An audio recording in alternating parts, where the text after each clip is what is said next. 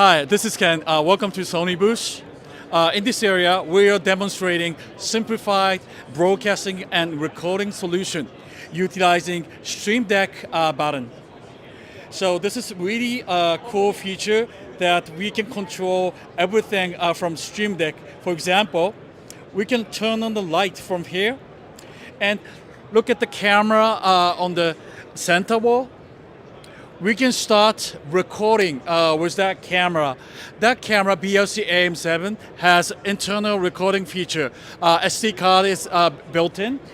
So we can record and instantly replay what we took a few seconds ago.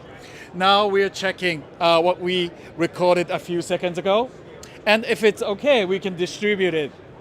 Also, we can change the background of the content really smoothly.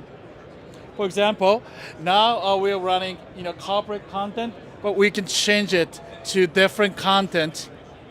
And also we can play the video on the screen. So this allows really simple and easy single person live streaming. Thank you for watching.